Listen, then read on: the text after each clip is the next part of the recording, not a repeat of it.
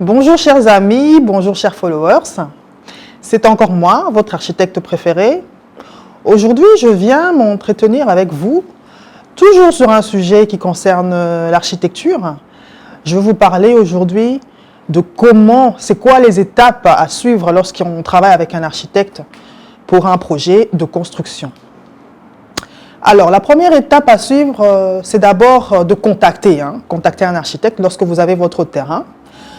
Vous voulez construire un édifice, ça peut être une villa, ça peut être un immeuble appartement, ça peut être un immeuble à bureau, ça peut même être un stade ou encore un aéroport ou un port. Bref, lorsque vous avez votre terrain et que vous voulez construire, vous contactez d'abord votre architecte. Et qu'est-ce que votre architecte va faire? Lorsque votre architecte arrive, n'est-ce pas, sur site, la première chose à faire, c'est d'abord de payer un petit frais qu'on appelle l'ouverture du dossier. C'est un peu comme lorsque vous allez en consultation chez un médecin. Vous devez payer votre consultation, n'est-ce pas? Alors, lorsque vous contactez un architecte, vous payez votre consultation auprès de l'architecte. À quoi va servir cette ouverture de dossier? Cet argent va servir à ce que l'architecte puisse emmener son équipe sur site de manière à prendre les mesures qu'il faut et, n'est-ce pas, à faire le relevé comme on appelle, à payer le transport de son équipe, faire voilà, les petites dépenses qu'il y aura à faire sur le site. Ensuite, lorsque vous finissez de payer votre architecte et que votre architecte fait le relevé, vous vous mettez d'accord sur ce que vous voulez faire sur place. Est-ce que vous voulez construire une villa? Si vous voulez construire une villa, vous dites à votre architecte, voilà, je veux construire une villa d'autant de chambres. Je veux une villa de 5 chambres, par exemple. Ou je veux une villa de 3 chambres. Je veux un immeuble appartement R+7. R+7, ça signifie rez-de-chaussée plus 7 étages. Voilà. Après avoir fait ça, votre architecte, lui, va partir, n'est-ce pas? Et c'est là que le travail de l'architecte commence. Il va concevoir votre projet selon votre désir, selon vos orientations. Et l'architecte devrait normalement vous faire signer un contrat. Il faut faire signer un contrat au client et dans ce contrat, il y aura toutes les clauses.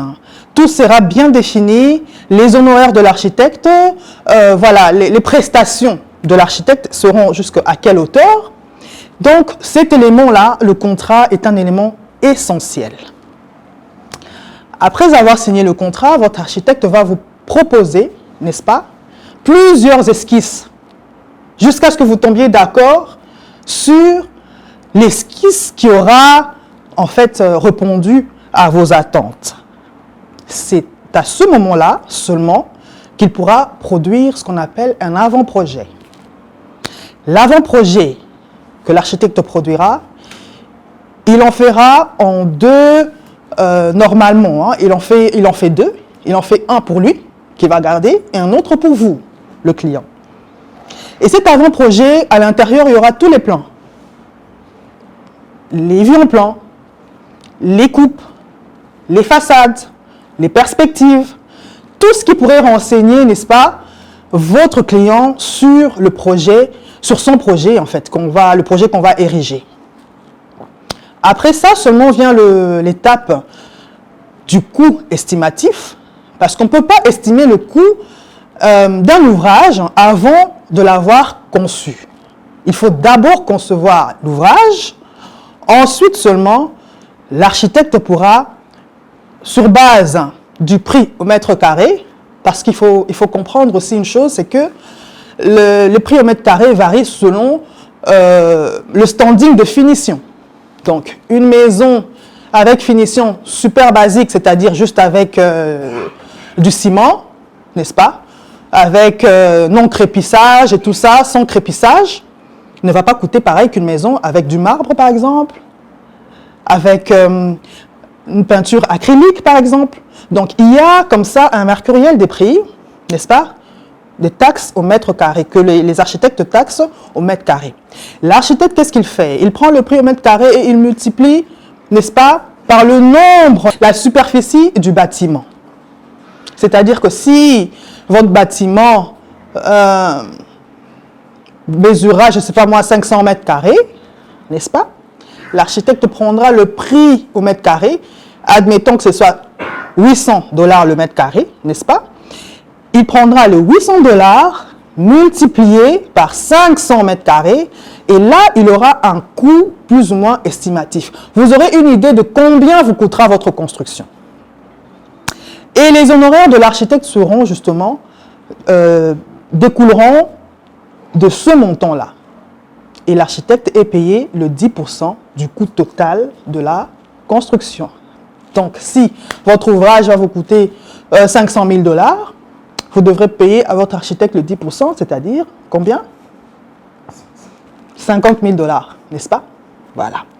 Donc, voilà, c'est juste après ça que on pourra maintenant, l'architecte pourra produire les projets d'exécution. Donc, le projet d'exécution, ce sont les plans qu'on emmène sur chantier, le plan qu'on donne justement aux maçons. Et ce projet d'exécution doit être accompagné du devis, n'est-ce pas, détaillé de la construction. Et c'est dans ce devis détaillé qu'il y aura tous les détails des prix, des matériaux, ainsi que des choix de matériaux. Et l'architecte vous accompagnera la construction de l'ouvrage jusqu'à ce qu'il puisse vous remettre la clé en main. L'architecte vous aidera également à choisir l'entrepreneur qui va construire l'ouvrage, parce que c'est aussi ça son travail. Il peut vous conseiller à choisir un entrepreneur. L'architecte n'est pas là pour jouer à l'entrepreneur. Voilà, il ne peut pas être juge et partie à la fois. Lui, son travail, c'est de vous conseiller, c'est de concevoir son ouvrage, c'est de suivre l'évolution des travaux jusqu'à la fin et de vous remettre les clés en main. Voilà, c'était tout pour aujourd'hui. Je vous demande de liker nombreux la vidéo. Je vous demande de nous suivre nombreux et de partager surtout. Et restez branchés pour la suite des vidéos. À très bientôt.